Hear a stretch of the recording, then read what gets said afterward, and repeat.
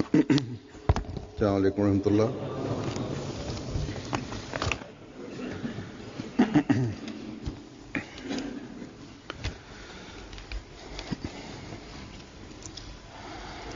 أشهد أن لا إله إلا الله وحده لا شريك له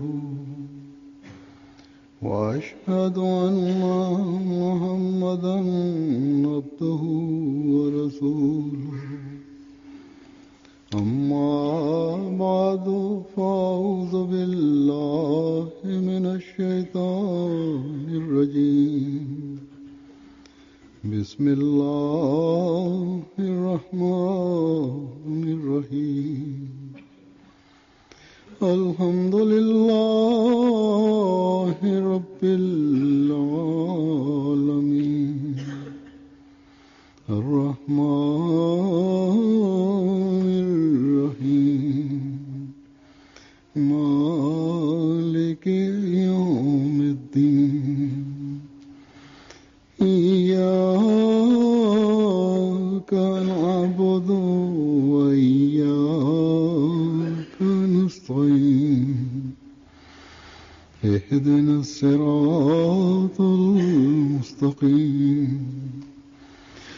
صراط الذين أنعمت عليهم غير المغضوب عليهم ولا الضالين.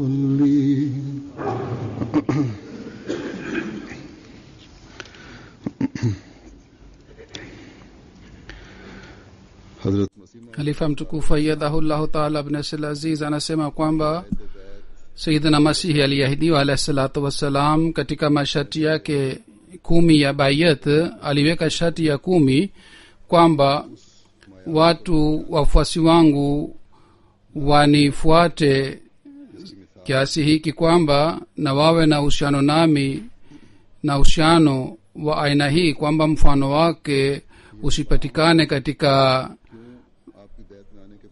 dunia hii. Kwa nini anapaswa apewe uhusiano huu? Kwa sababu yeye ndiye ni ashiki wa mtume Muhammad sallallahu alaihi wasallam, ambaye sawa na bishara ya mtume Muhammad sallallahu alaihi wasallam alileta imani tena hapa duniani kutoka kilimia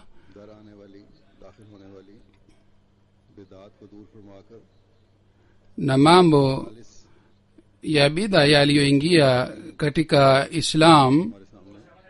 Yeye alieleza mafundisho safi ya Islam, alituelezea daraja na heshima maalum ya mtume sallallahu alaihi wasallam, na aliwaleta wanadamu karibu na Mwenyezi Mungu. Anasema Sayyidina alayhi salatu wasalam sehemu moja kwamba mimi najua kwa elimu yangu kamili kwamba mtu yeyote bila kumfuata mtume Muhammad sallallahu alaihi wasallam hawezi kumpata Mwenyezi Mungu, hawezi kuwa karibu naye, wala hawezi kupata maarifa kamila.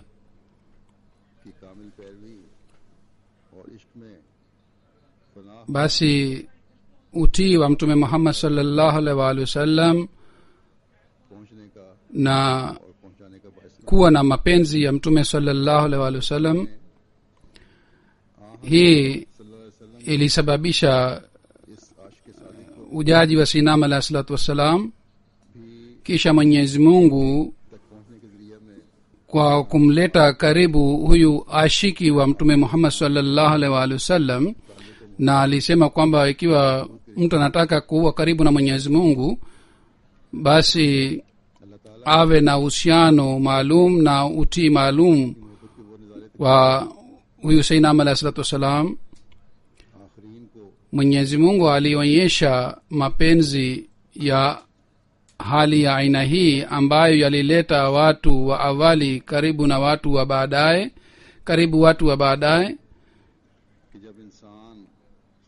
kuhusu mapenzi haya sinam alayhi salatu wassalam anasema kwamba mwanadamu anapompenda Mwenyezi Mungu kwa moyo safi, basi Mwenyezi Mungu pia anaanza kumpenda yeye. Kisha katika hali hii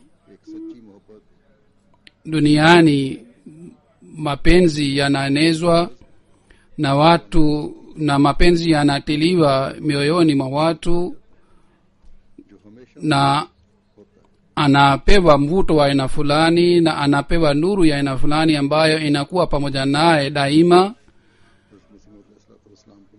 Basi daraja hii katika zama hii alipewa Sayyidina Ahmad alayhi salatu wassalam.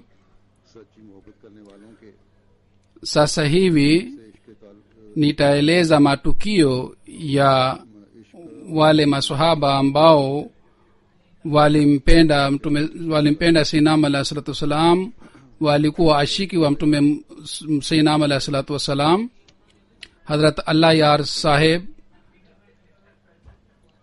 anasimulia kwamba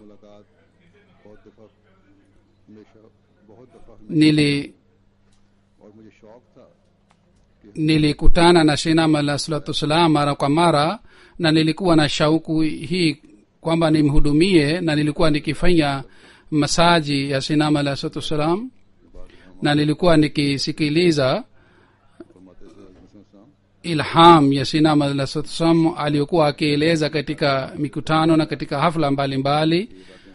Na kwa sababu ya shauku hii nilihamia Qadian ili niendelee kusikiliza ufunuo na nasaha ya Sayyidina Ahmad alayhi salatu wassalam, na nikaanza kufanya kazi ya mbao, na nilikuwa na hela nyingi, na hela yote ilikwisha, yani hela yote niliyoleta yote ilikwisha. Na anasema siku moja nikatengeneza tamu na nikaanza kuuza, na nikaanza kutoa sauti kwamba tamu nzuri na vizuri karibu na nyumba ya Sayyidina Ahmad alayhi salatu wassalam.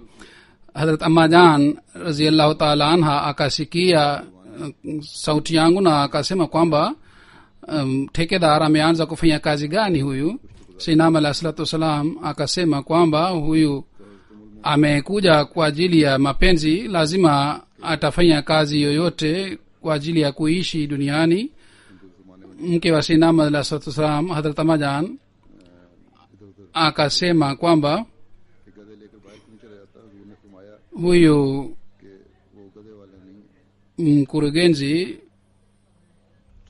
ambaye anajua kazi ya kujenga nyumba, kwa nini haendi nje na punda yake ili afanye biashara au afanye kazi kwa mtu yeyote? Na Sayyidina alayhi salatu wasallam akasema huyu si msomi, hawezi kufanya kazi. Kwa hiyo Sayyidina alayhi salatu wasallam na Hazrat Amajan waliendelea kuzungumza, na Sayyidina alayhi salatu wasallam akasema kwamba yeye anajua kazi ambao tu Mwenyezi Mungu ambariki, na anasema mimi nilikuwa nasikia mazungumzo haya yote chini ya nyumba ya Sayyidina alayhi salatu wasallam. Sayyidina alayhi salatu wasallam akaniita juu nyumbani kwake na akaniuliza, je, unayo mbao?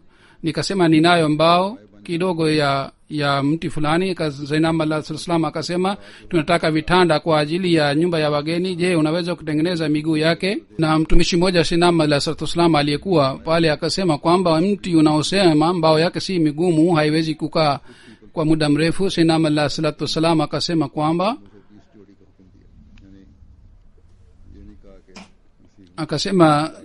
miguu ya vitanda inatengenezwa kwa ajili ya Mwenyezi Mungu mwenyewe. Mwenyezi Mungu atatia nguvu katika mbao huu.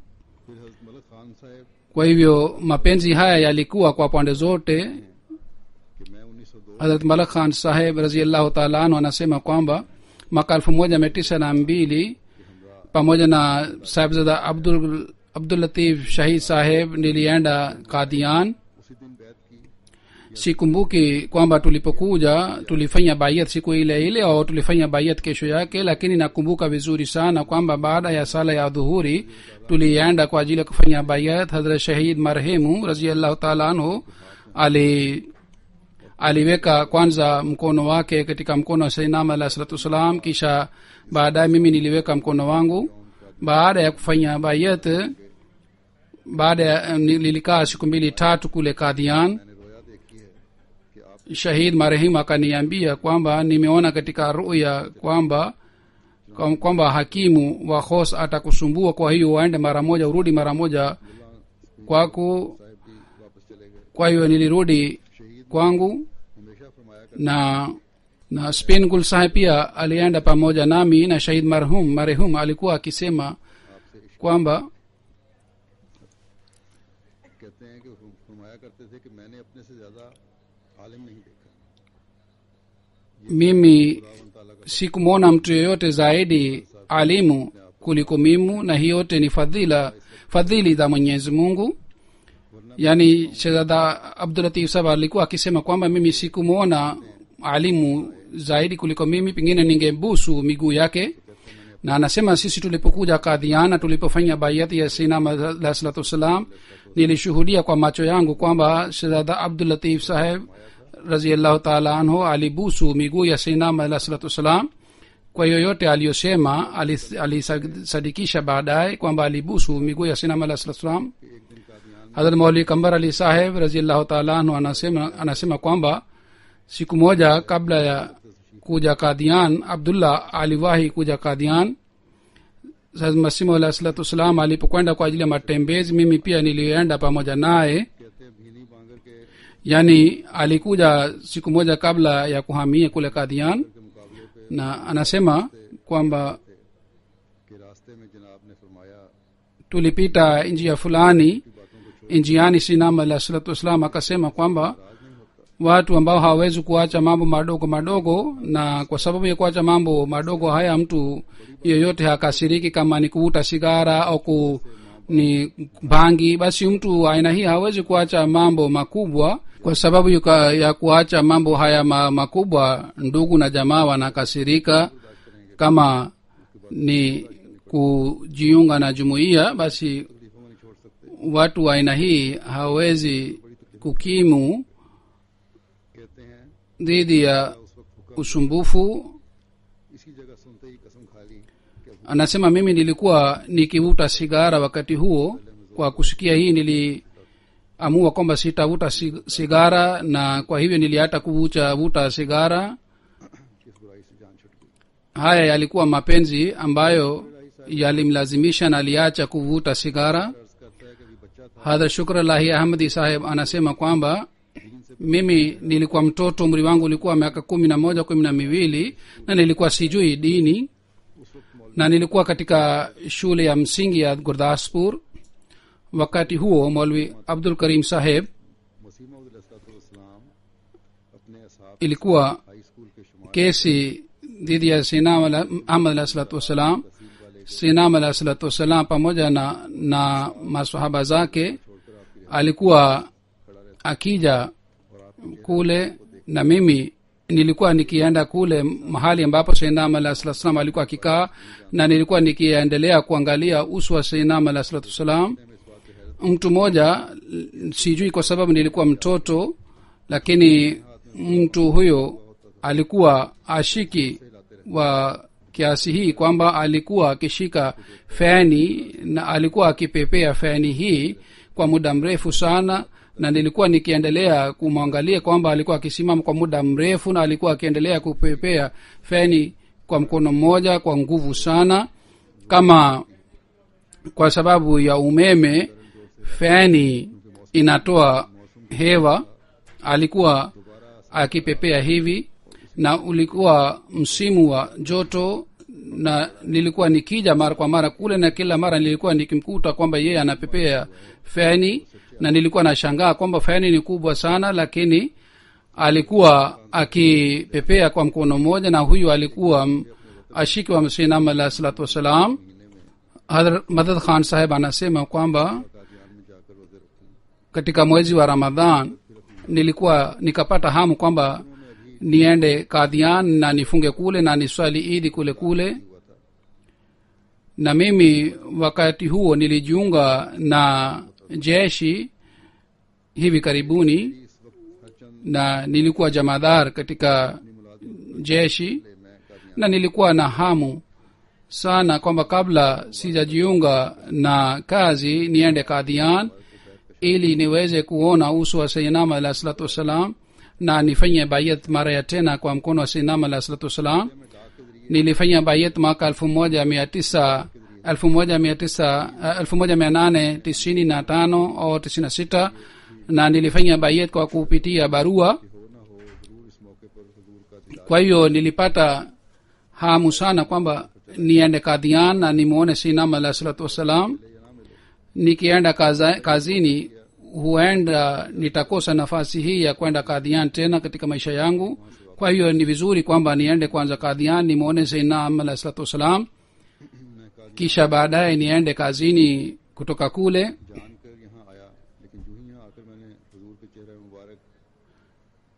Nilikuja kadhian na nilipomuona uso wa sayyidina alayhi salatu wassalam nikapata wazo moyoni kwamba hata nikipata dunia nzima mimi sitaacha kadhian.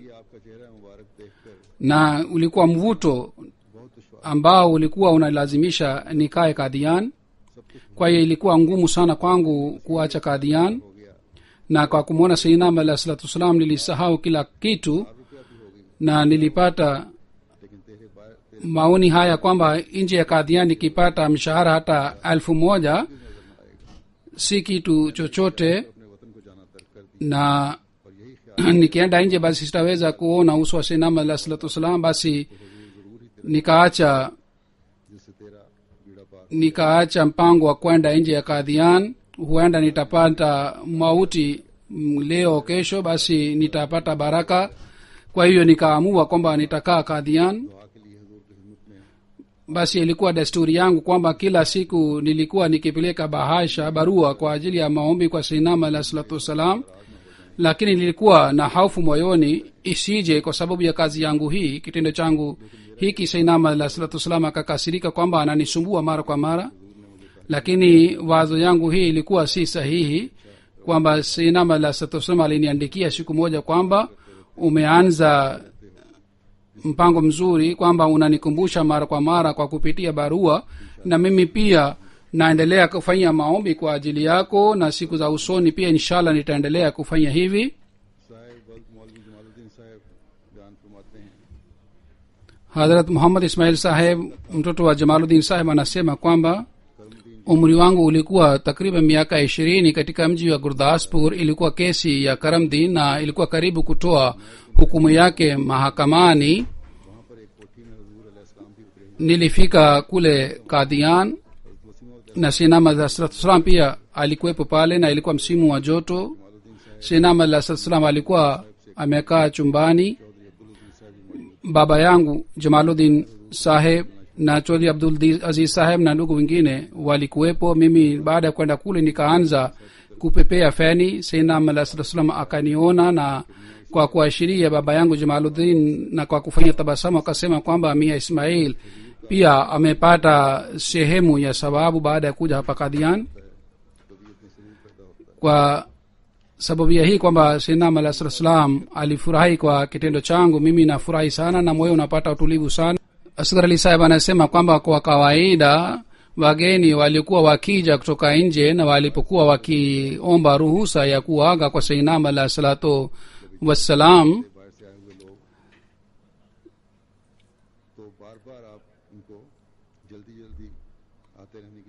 sayyidina alayhi salatu wassalam alikuwa akiwaambia kwamba waje mara kwa mara kadhian, na baadhi wakati alikuwa akiwaambia kwamba mkae zaidi, hasusan kuhusu watu ambao alikuwa akijui kwamba wana nafasi ya kuishi zaidi kule kadhian, na alikuwa akiwaambia kwamba wakae kadhian zaidi. Sayyidina ndugu walikuwa wakipata huzuni sana kwa sababu ya kumwaga sayyidina alayhi salatu wassalam, na ndugu wote walikuwa wakipeana mkono, na kisha walikuwa wakiomba ruhusa ya kuondoka. Na mimi nakumbuka vizuri kwamba kila mmoja alikuwa akipeana mkono na alikuwa akiomba ruhusa, na baadhi wakati mwingine walikuwa wakipata nafasi ya kupeana mkono ukachelewa sana, na walipoaga na walipoondoka na walikuwa hawana uhakika kwamba watapata gari, lakini mara chungu mzima ilitokea hivi kwa baraka ya mwenyezi mungu kwamba walipofika stesheni gari ilikuwa imechelewa na walipata gari. Na mwenyewe anasema siku moja nilichelewa kuondoka kutoka kadhiana, nilisikupata gari ya punda, kwa hiyo nikaenda kwa miguu, na tulikuwa na mpango wa kupanda gari, lakini wakati ulikuwa mdogo sana na tuliendelea kufanya maombi na tulienda mbio sana, hata tulikimbia pia njiani. mwenyezi mungu alitupatia uwezo. Sisi tulipofika stesheni na tulipouliza tuliambiwa kwamba gari bado haijafika. Kwa hiyo baada ya muda kidogo gari ilifika na sisi tulipanda gari, na hii ilikuwa baraka ya sainam alayhi salatu wassalam. Hazrat Masih Nazir Hussain saheb wal Hakim Muhammad Hussain saheb wa Marame Isa anasema kwamba lilikuwa na utaratibu kwamba nilipokuwa nikikaa pamoja na sainam alayhi salatu wassalam au nilipokuwa nikisikiliza hutuba yake, nilikuwa nikiandika kila kitu katika daftari, na kila alipokuwa akisema nasaa sainam alayhi salatu wassalam nilikuwa nikiandika katika daftari. Hazrat Alladita saheb, mkuu wa shule wa mtoto wa Mia Abdusattar saheb, anasema kwamba mwaka 1901 Nawab saheb mmoja, yani mtu mkubwa mmoja, pamoja na wafuasi wake alikuja Kadhian kwa ajili ya kupata matibabu. Siku moja walikuwa kwa halifa mtukufu wa kwanza, mimi nilikuwepo pale, na katika hali hii kalasinga moja akaja na mwislamu mwingine wakaja na akasema Waisrael atakuja Kadhian Amritsar hivi karibuni, kwa hivyo wewe uende Amritsar.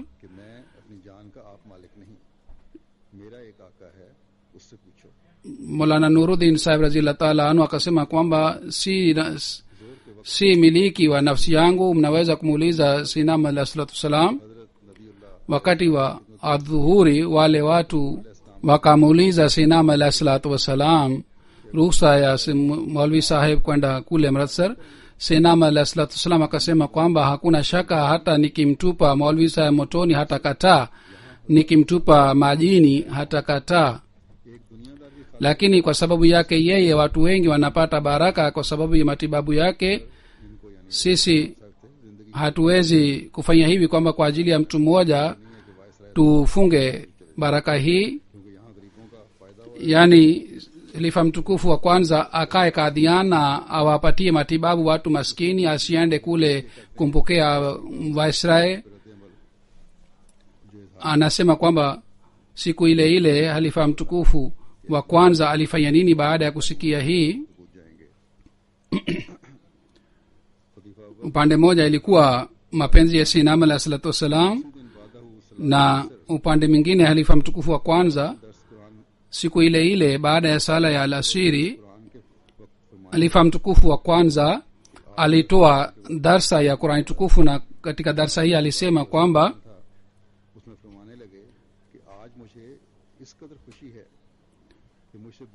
leo nina furaha kiasi hiki kwamba siwezi kuongea, kwamba mpenzi wangu ninakuwa na fikira kwamba ufurahi kwangu, na mimi leo nina furaha sana kwamba yeye ana imani kuhusu mimi, kwamba mimi akinitupa motoni sitakataa, akinitupa majini sitakataa. Basi mimi nina furaha sana kwa sababu maneno haya.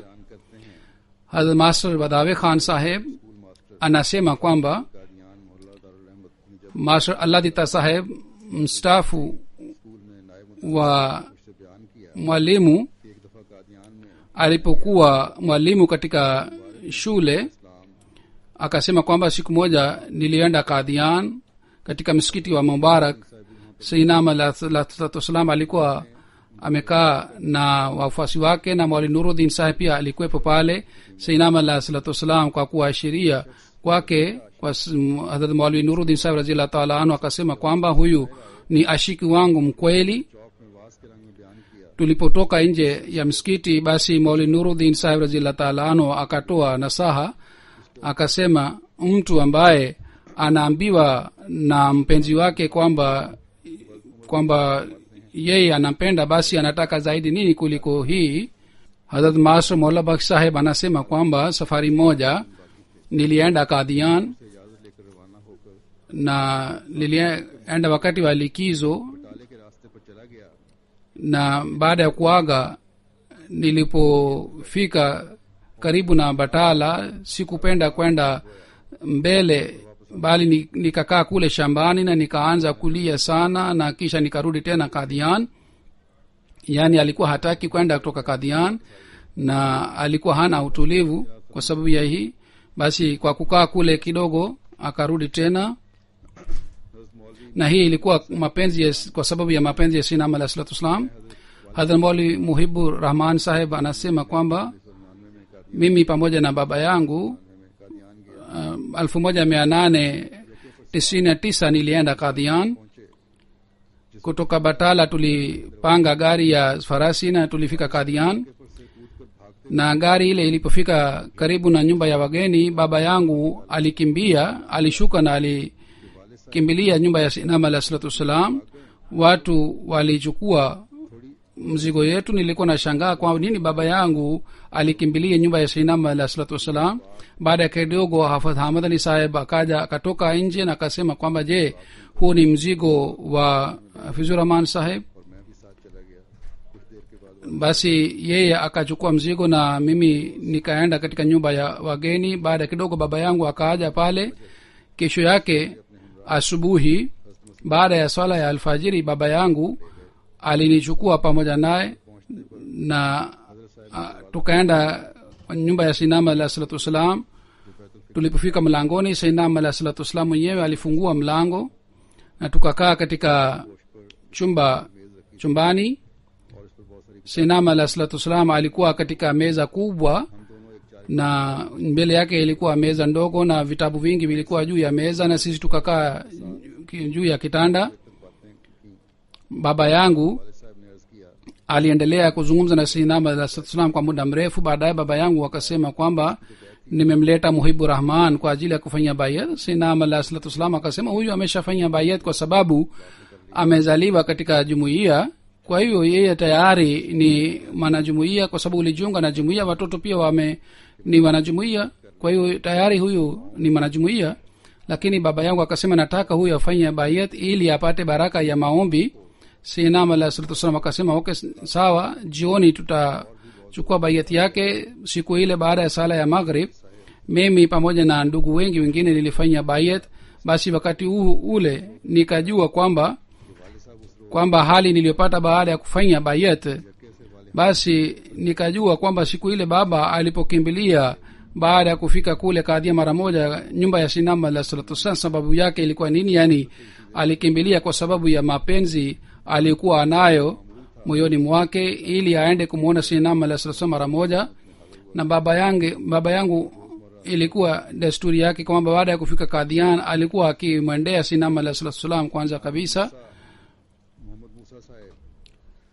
Hazrat Haji Muhammad Musa saheb anasema kwamba safari moja mtoto wangu Abdul Majid, umri wake ulikuwa miaka 4 takriban, akaanza kusisitiza kwamba anataka kumambatania Sinam alayhi salatu wasalam. Kwa hivyo kutoka magharibi mpaka asubuhi aliendelea kusisitiza na alitusumbua sana. Asubuhi tulienda Kadian, kutoka Batala tulienda Kadian kwa kutumia gari ya farasi, na tukapeleka ujumbe nyumbani kwa Sinam alayhi salatu wasalam kwamba Abdul Majid anataka kukutana nawe, yani anataka kukuambatania. Yani alikuwa mtoto mdogo, umri wake ulikuwa miaka 4. Sinam alayhi salatu wasalam akatoka nje na Abdul Majid akashika miguu ya Sinam alayhi salatu wasalam, na kwa kushika miguu ya Sinam alayhi salatu wasalam akasema hun thand payegi, yani sasa nimepata utulivu wa moyo baada ya kuambatania na Sinam alayhi salatu wasalam. Hazrat Mia Abdul Ghaffar saheb anasema kwamba और अहमदिया चौक में safari moja sinama alah salatu wassalam हजूर ने अपनी सोच alikuja nje na alisimama nje. मैं उस वक्त हज़रत खलीफा अव्वल nakumbuka kwamba sinama alah salatu wassalam alikuwa ameshika fimbo अपने वालिद na alikuwa anaegemea ile fimbo. Nilikuwa nimesimama pale karibu. साहब ने कहा Kwa kumwona sinama alah salatu wassalam nikamwambia baba yangu kwamba hadrat sahib amekuja. जो इकट्ठा हो जाएगा और Baba yangu akasema usiseme kwa sauti ya juu, watu wakisikia watakuja wengi, basi wakija wengi hatutaweza kumsikiliza sinama alah salatu wassalam vizuri. लोग हायल ना हो जाएं या ज्यादा लोग ना आ जाएं, इतने लोग पहले ना इकट्ठे हो जाएं। Huzur anasema kwamba haya ni mapenzi, yani walikuwa wakitaka kumsikiliza sinama alah salatu wassalam vizuri, na watu wengi wangekuja pale, basi wasingeweza kumsikiliza sinama alah salatu wassalam.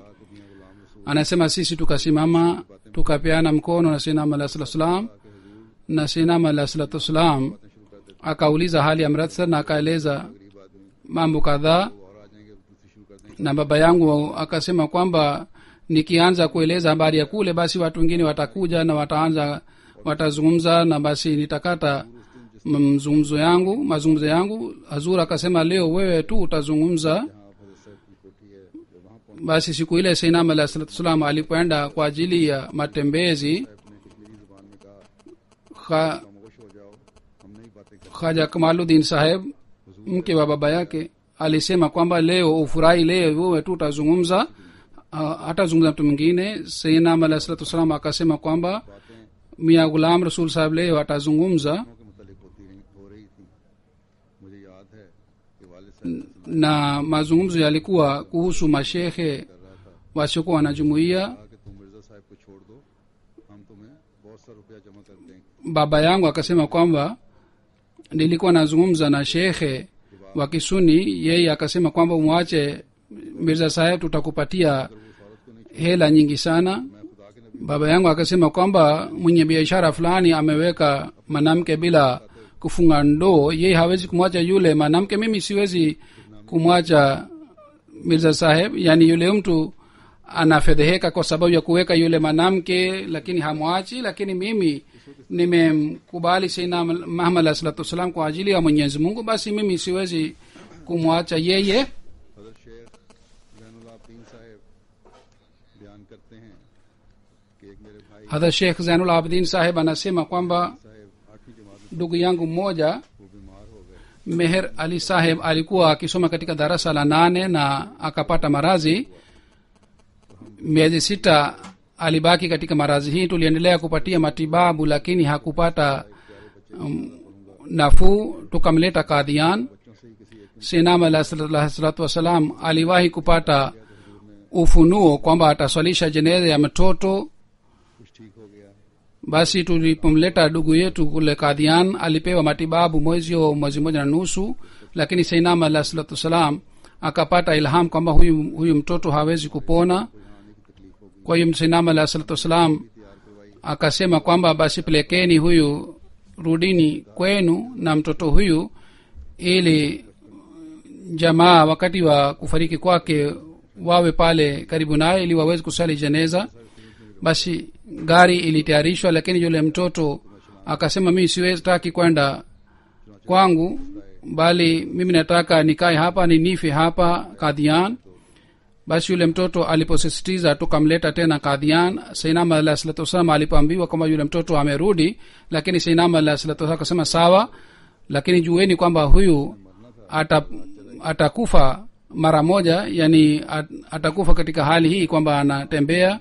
Siku moja alienda sokoni na jioni कहता है शाम हो गई है, दिया जला alirudi nyumbani na akasema sasa taa iko karibu kuzimika. ने उसे खड़े खड़े छाती से लगाया। Yani baba akataka kuwasha taa, lakini akasema si kusudi langu sio hii. Basi mama akamshika kwa mapenzi. Basi katika hali hii akafariki. Sayyidina alayhi salatu wasallam aliselesha jeneza yake na alizikwa Kadhian.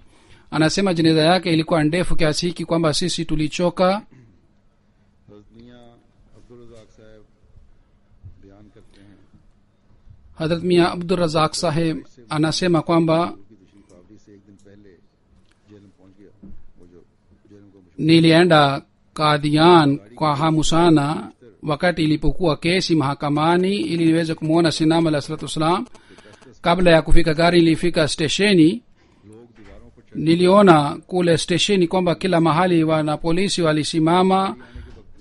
Watu walitaka kuruka ukuta, lakini wanapolisi walikuwa na wazuia. Gari ilipofika watu walikuwa wengi sana kiasi kwamba wanapolisi walishindwa na watu wote wakaenda nje ndani ya stesheni. Sayyidina alayhi salam alipokuwa karibu kushuka katika gari, wanajumuia wakatengeneza njia kwa kushika mikono. Chaudhry Mola Bakhsh Saheb alikuwa kwanza, yeye alipita katika njia ile, na baadaye Sayyidina alayhi salam alienda, na Maulvi Abdul Latif Saheb Shahid pia na Maulvi Muhammad Hasan Saheb pia. Hao wote wakakaa katika gari moja, na ilikuwa ngumu kutembea kwa gari kwa sababu ya watu wengi. Ghulam Muhammad alifanya mpango vizuri sana, na aliwazuia watu wasije karibu na gari, na alikuwa anazunguka gari ile, na tulikuwa na hofu moyoni kwamba Hazur afike salama salimin nyumbani. Bana Jailmi Saheb ambaye alikuwa anatembea mbele ya gari, baadhi wakati alikuwa akisema kwa jazba kwamba mfalme amekuja katika nyumba ya mdudu. Yani alikuwa akisema kwamba Sayyidina alayhi salam ni mfalme amekuja katika nyumba yangu.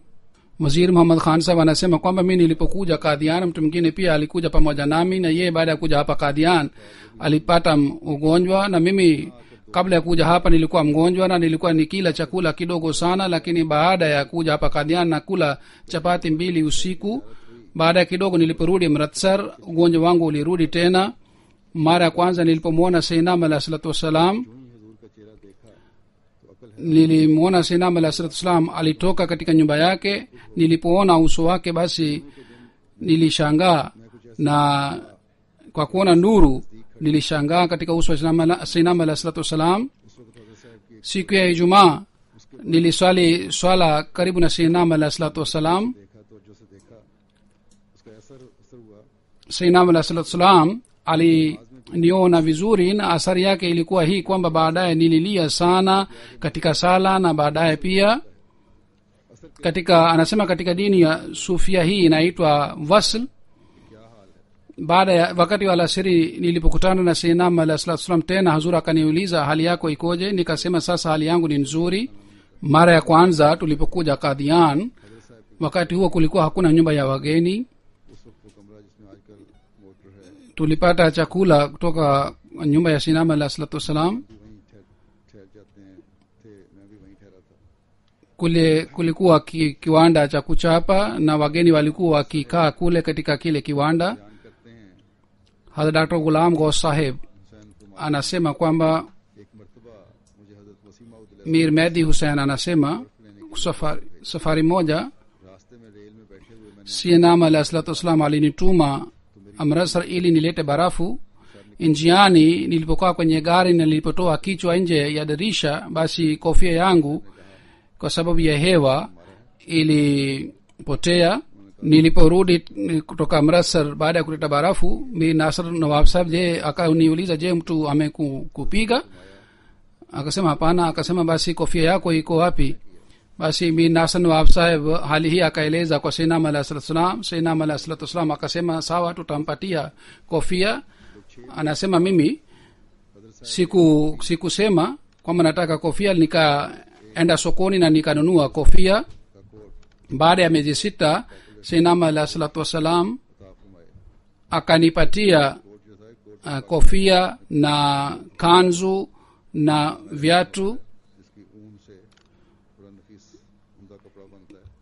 Kanzu ile ilitengenezwa na sufu ya nyama ambaye anapatikana huko Marekani kaskazini, na pamoja na hii alinipatia viatu pia. Nilivaa kanzu na ilichanika, na nilivaa kofia na viatu nilimpatia baba yangu. Wakati wa kurudi nyumbani njiani, mtu mmoja akasema kwamba Mir Saheb, kofia ambayo umevaa imechafuka sana, मर्तबा की टोपी कहीं ni kununulie kofia ingine kutoka Amritsar. Nikamwambia kwamba kofia aina hii huwezi kupata sehemu yote mbinguni wala ardhini. Akasema nini, kwa sababu gani? Akasema kwamba kofia hii aliwasi nama alayhi salatu wassalam miaka miwili. Basi yule mtu akasema kama ni hivi basi ni sawa, na yule mtu baadaye alifanya bayat. Hazrat Maulvi Aziz Din Sahib anasema kwamba kila mara nilipokutana na Sayyidina Ahmad alayhi salatu wassalam, labda mara 60 au 50 nilikutana naye. Mara baada ya kuja Kadiani ilikuwa nikivua kilema changu na nilikuwa nikiweka mbele ya Sayyidina Ahmad alayhi salatu wassalam, na nilikuwa nikishika mikono ya Sayyidina Ahmad alayhi salatu wassalam, na nilikuwa nikiweka juu ya kichwa changu, na nilikuwa nikifanya hivi kila mara, lakini Sayyidina Ahmad alayhi salatu wassalam hakukasirika. Na tangu siku ile nimeshikupata maradhi, na sasa umri wangu umekuwa miaka 81. Hazrat Sheikh Muhammad Ismail Sahib anasema kwamba Sayyidina Ahmad alayhi salatu wassalam हमारी खुशी की इंतहा न रहती, क्योंकि हम alipokuwa akikaa baada ya sala katika msikiti wa Mubarak, tulikuwa tukifurahi sana, kwa sababu tulikuwa tukijua kwamba sasa जाम हम पिएंगे, maarifa, mambo ya maarifa yataelezwa na sisi अपने महबूब के प्यारे tutapata nasaha मुंह की तरफ, na kutu wa moyo utaondoka, पाक मुंह की तरफ शौक भरी नजरों से देखा करते थे na कि आप अपने रुख मुबारक से जो बयान tulikuwa tukimwona Sayyidina Ahmad alayhi salatu wassalam kwa moyo, kwa mapenzi sana, आपके उशार ili yoyote atakayosema Sayyidina Ahmad alayhi salatu wassalam tutasikia vizuri. और हज़रत अब्दुस कभी Tulikuwa na shauku sana kiasi hiki kwamba hatukuchoka hata kidogo, na wala Sayyidina Ahmad alayhi salatu wassalam pia hakuchoka kwa kusikia mazungumzo ya wafuasi wake, wala hakuwazuia kwamba wasizungumze. Bana Badruddin Sahib aliyekuwa mwenyekiti wa jumuiya ya Karachi, Pakistan, yeye बीबी साहिबा anasema kwamba Sahib Afghan Hadrat Siraj Bibi Sahiba साहिबा binti wa Fakir Muhammad Sahib wa Afghanistan, में से थे, aliyekuwa mwanafunzi wa Shahzada Abdul Latif Sahib Shahid, करते हैं कि एक मर्तबा का जिक्र है anaeleza riwaya yake na anasema kwamba safari moja में भी ये मोहब्बत क्या थी हज़रत मसीह इस्लाम की, उसका बयान हो रहा है कि एक मर्तबा का जिक्र है कि हज़रत मसीह मौद तन्हा ameeleza mapenzi alikuwa nayo watoto. Anasema kwamba Sayyidina Ahmad alayhi salatu wassalam alikuwa akifanya matembezi bustani, जो अब मतरूक है, एक दरवाजे के जरिए जनाब मिर्जा सुल्तान अहमद साहब के बाग karibu na kisima मैं भी हजूर के पीछे kimoja. चलती थी, बाग में चहलकदमी हो रही थी, सैर कर रहे थे, टहल रहे थे, Yule anasema yule binti kwamba mimi pia nilikuwa nikitembea kule nyuma ya Sayyidina Ahmad alayhi salatu wassalam, na nilikuwa nikiweka ऐसा करने में बरकत हासिल होती। miguu yangu alikuwa akiweka Sayyidina Ahmad alayhi salatu wassalam kwa ajili ya kupata baraka. Anasema kwa kusikia sauti ya miguu yangu kwamba mimi namfuata Sayyidina Ahmad alayhi salatu wassalam, akaniona, kisha baadaye tena akaanza kutembea. Hazrat Mia Muhammad Zuhuruddin Sahib radhiyallahu ta'ala anhu anasema kwamba sisi pia हम सब भी कादियान शरीफ से दोस्तों के जलसे पर जाने से दूसरे रोज ही अपने घर को वापस आ गए। गालबन 3-4 माह बाद tulirudi kutoka Kadian baada ya mkutano wa mwaka. कि हजरत वसीम मौद अलैहिस्सलाम का लाहौर में Baada ya miezi mitatu minne tukapata taarifa kwamba Sayyidina Ahmad alayhi salatu wassalam amefariki Lahore.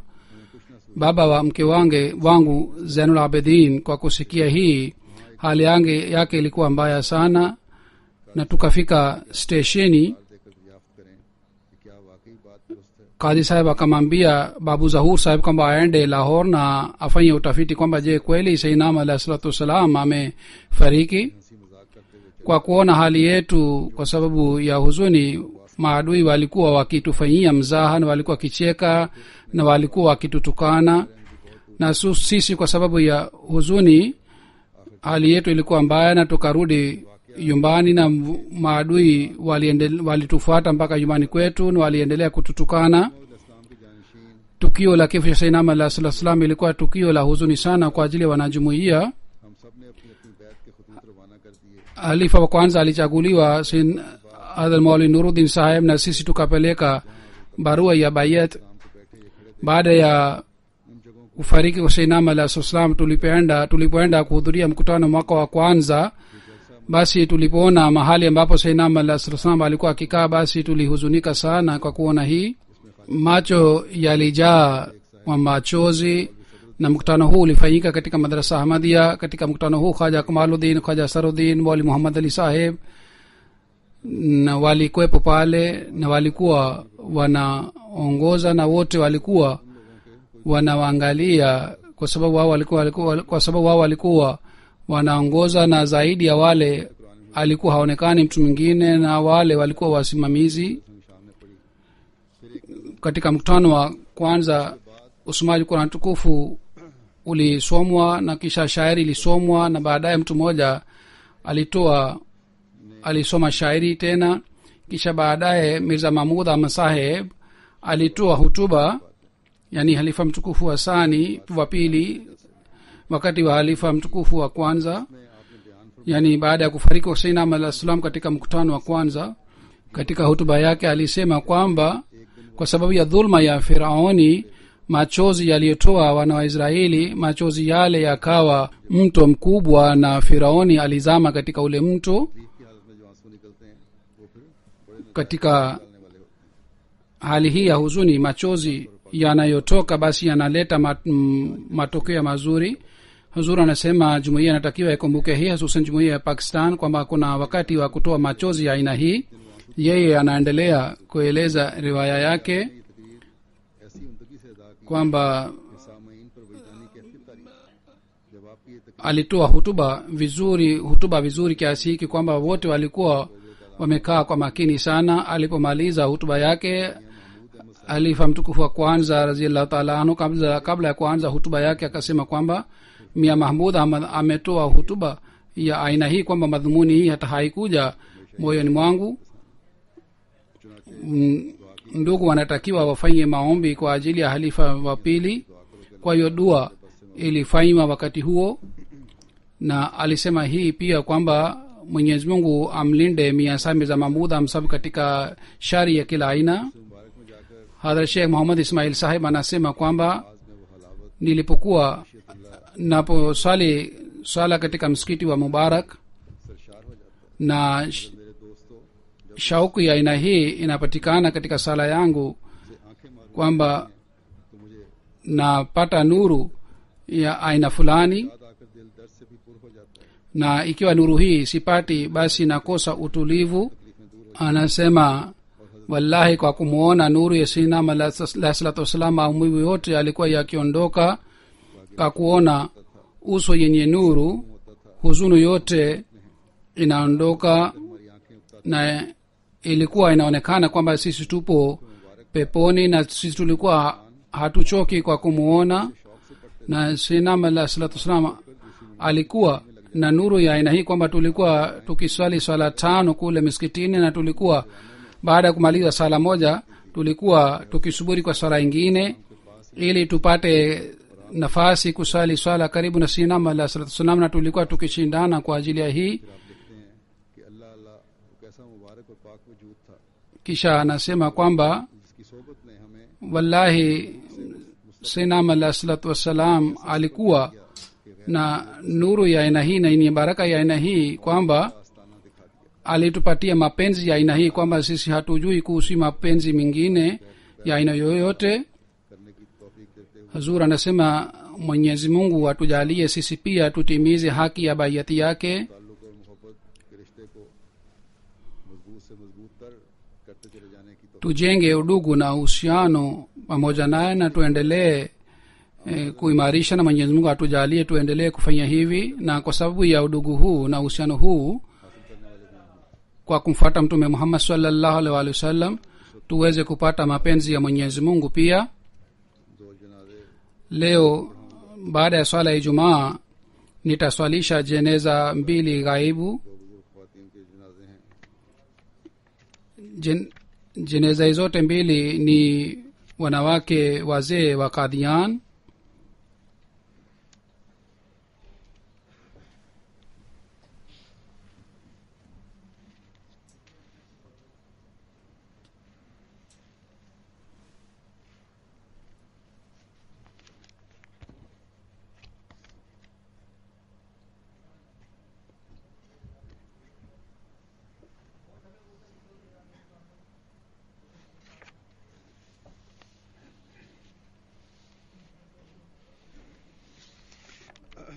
जनाजा जो है मुकर्रम रशीदा बेगम साहिबा jeneza ya kwanza ni ya bi rashida begum sahaba इनका है mke wa misri muhammad din said darwesh 85 साल की उम्र में marehemu tarehe 4 wa mai amefariki katika umri wa miaka 85. inna lillahi wa inna ilaihi rajiun. इस्लाम की बेटी थी alikuwa binti wa mirza fateh saheb alikuwa sahaba wa sinam alayhi salatu wassalam. खानदान में katika familia ya sayyidina ahmad alayhi salatu wassalam hadrat aisha amma aisha bibi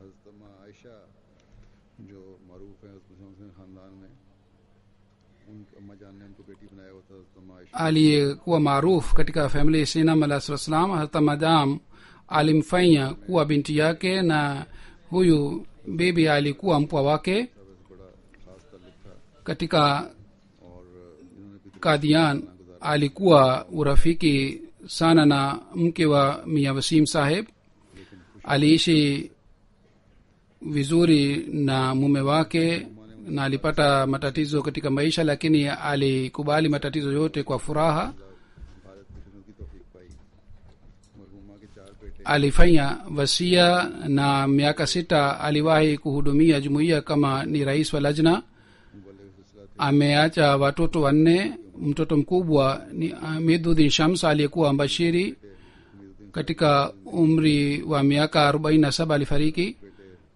na mtoto wake mwingine pia ni wakfu vile vile mtoto mwingine rashiduddin saheb pia aliwahi kuwa sadra umumi na nasiruddin saheb pia ni mtoto wake ambaye anahudumia jumuiya mume wa binti yake mmoja ni amiri wa bhagalpur abdul rafi saheb anafanya kazi katika ofisi ya muriama Quran करीम की बहुत पाबंद थी marehemu alikuwa akizingatia sana swala na alikuwa akisali tahajjud na alikuwa akisoma qurani tukufu katika kadian alikuwa akijulikana khala rashida जगह हर खुशी और गमी में लोगों के घरों में जाया करती थी na alikuwa akishiriki pamoja na mke wa mia wasim saheb katika kila huzuni na furaha na binti wa mia wasim saheb ameniandikia kwamba aliishi maisha ya kawaida mume wake alipostaafu provident fund वगैरह की होती है उम्मीद na wakati huo wakati wa kustaafu alipopata hela kubwa akafikiria kwamba katika maisha mimi sikumtengenezea mke wangu kitu chochote basi akamtengenezea bangali au earrings ya dhahabu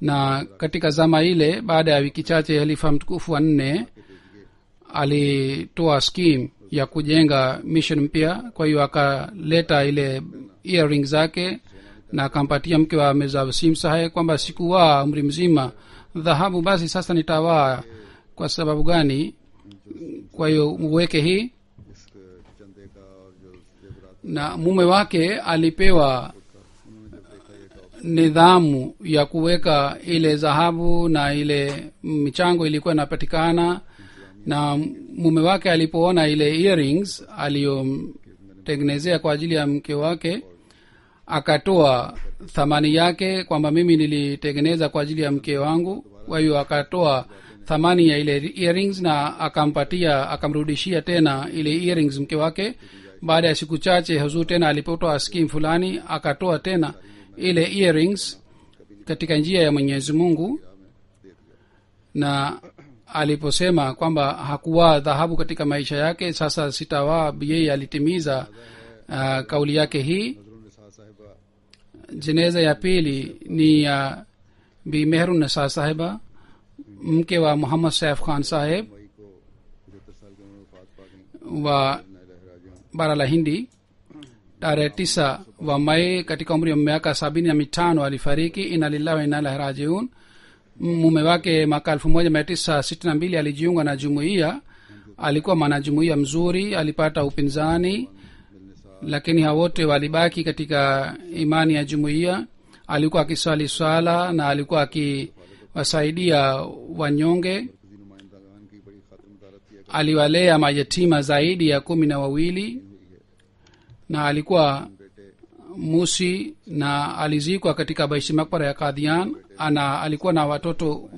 watatu na wote ni wakfe zindagi, na mtoto wa kwanza Nasim Khan saheb ni Nazar na mtoto wa pili ni Mbashiri, na hawa wote watoto wake ni wakf. Mwenyezi Mungu aiweke roho ya marehemu mahala pema na kizazi cha hawa wote wawili kifuate nyayo zao.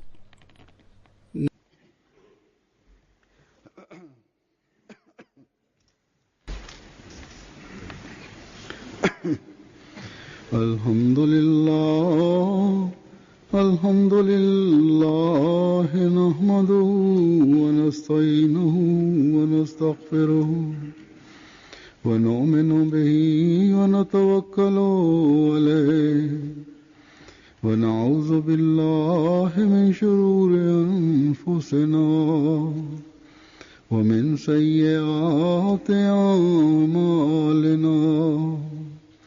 من يهده الله فلا مضل له ومن يضلل فلا هادي له ونشهد أن لا إله إلا الله ونشهد أن محمدا عبده ورسوله.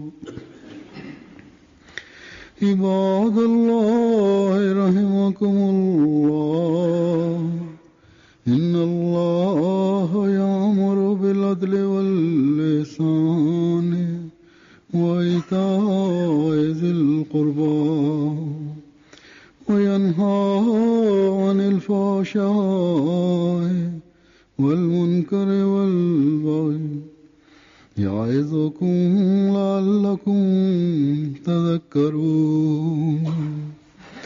اذكروا الله يذكركم وادعوه يستجب لكم ولذكر الله أكبر.